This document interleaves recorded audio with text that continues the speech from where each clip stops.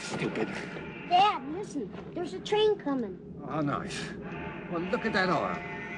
I bet the transmission is damaged. Dad, the train. Yeah, well, David, you go and watch it. And the crankcase is probably cracked, too. Dad, look. The train. Yes, David, well, all right. Now go and wave at the engineer. Don't bother.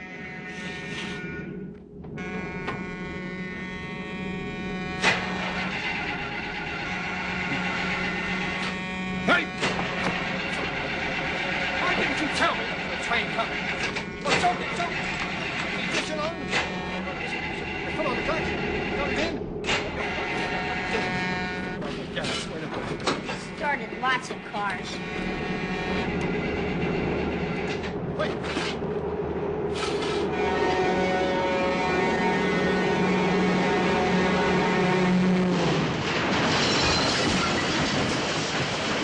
Do you find that you're recognizable where you go places, or people? Sure.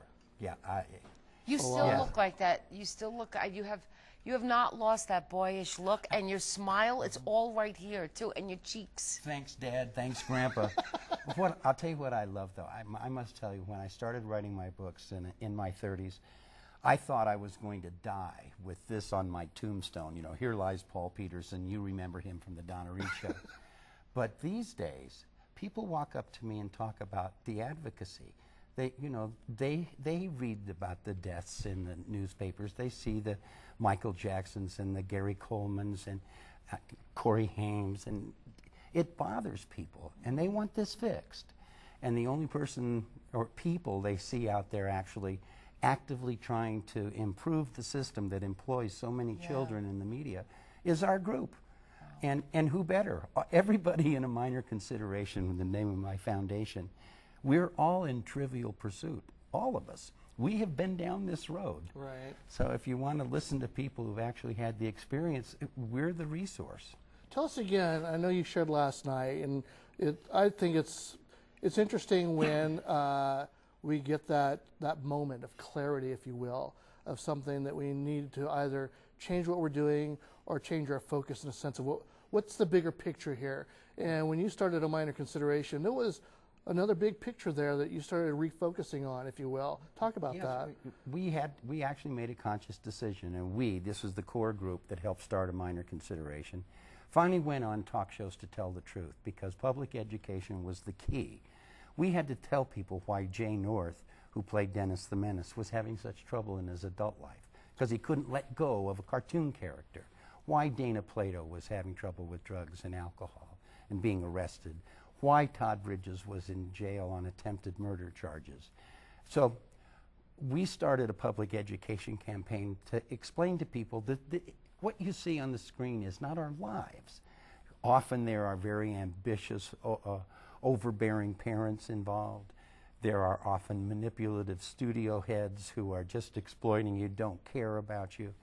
And the saddest part of all is when your job is over, it is often the end of your career. And if that happens at a vulnerable time in your life, say you're a 14-year-old girl who's not as pretty as the other girls now coming into Hollywood, it can have bad consequences. I try to explain using just myself as an example. When the Donna Reed show finished in 1966, there was a cultural change going on. You know, there was 500,000 troops in Vietnam, the British invasion was underway, and it was sex, drugs, and rock and roll. And here I was, the prototypical all-American boy. Right. Well, where was I going to fit? So it can be very damaging, and careers can come to an end for kids as young as 9 and 10 years old. Successful careers by Hollywood lights. And we started to try and change the perception, first of the employers, who knew very well that they were taking something precious from kids. And we were successful, frankly, in getting the support of the Major Producers Association. And this came at the advice of a very powerful man in Hollywood, whom I asked for advice. And he said, this is the way he talked: Paul, you can accomplish anything if everybody gets to take a bow. And that is the key.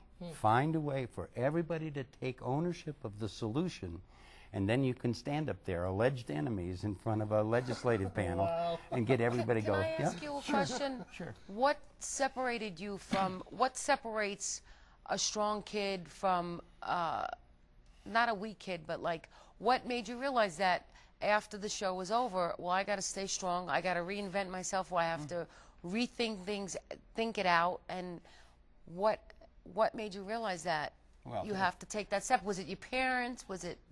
It was great good fortune, because I was on the road to the toilet. You know, there's drugs and alcohol, lots of bad choices in my life, bad women, bad marriages, all that stuff. But I somehow popped out on the other side, recognizing that I had to, and you know, the old show business expression, life gives you lemons, make lemonade. Right. I still use it. Well, because it's apt. It is true. You have to be able to turn adversity into a strength and learn from it.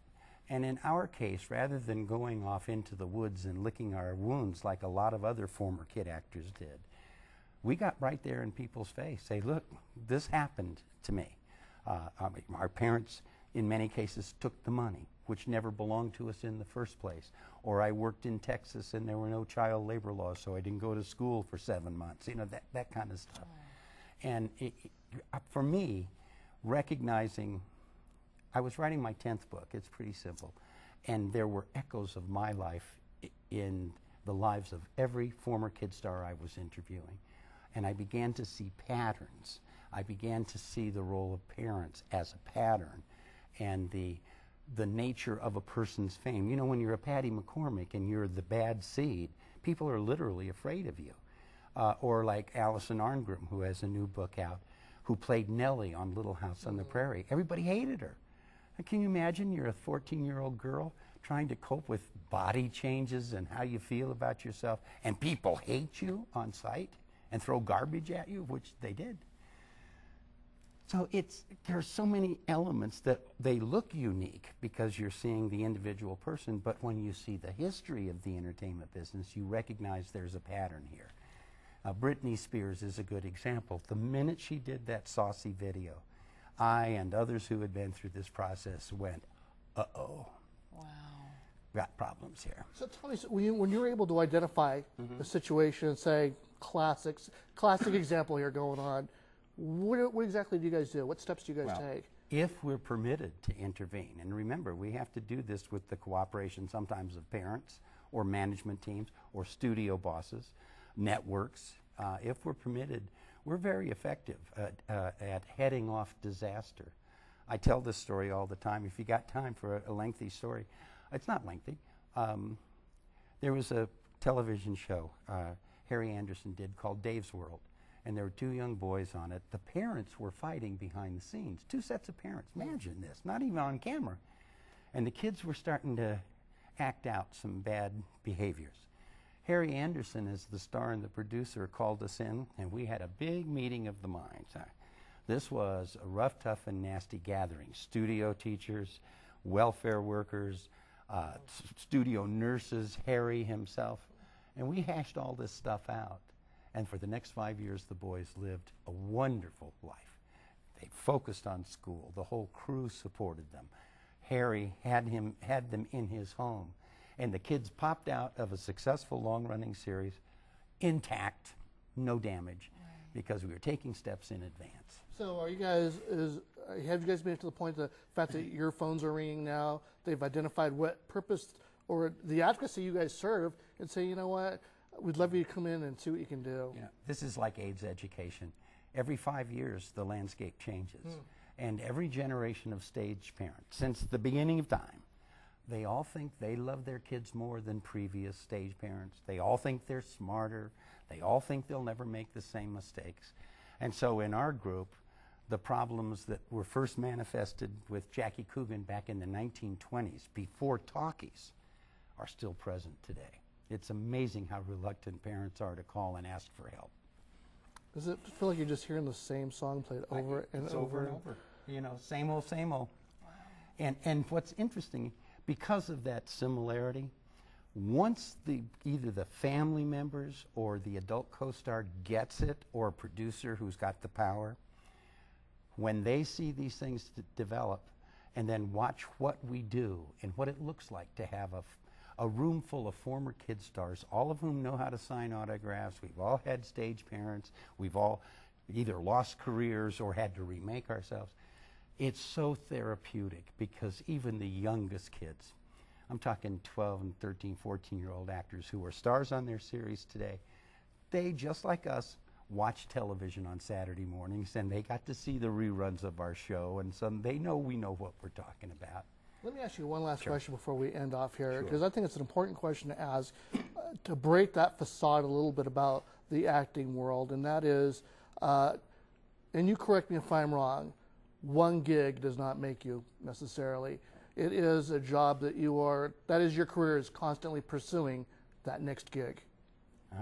I think so, As don't you, an actor. Catherine? I think you're only as good as your last job. Yeah, absolutely. Yeah.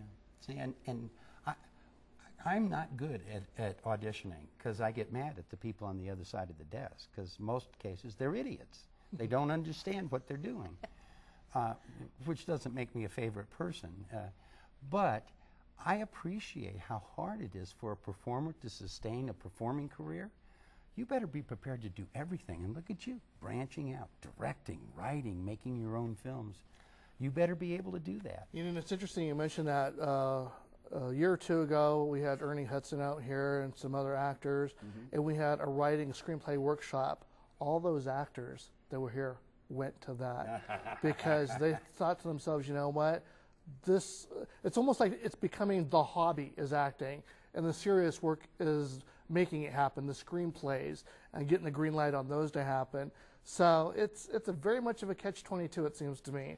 Well, I don't know. I watched a bit of Catherine's work last night, which I admired greatly, believe me, because I know how putting that mask on is a risk. Heck, it's hard to be a good person. It is hard to be a good person. And sometimes being a performer makes that even more difficult. Well, thank you guys both for coming on you for for having this, us. and I hope you guys enjoyed this this special one-on-one for your review. I'm your host, Scott Birmingham, and we'll see you next time.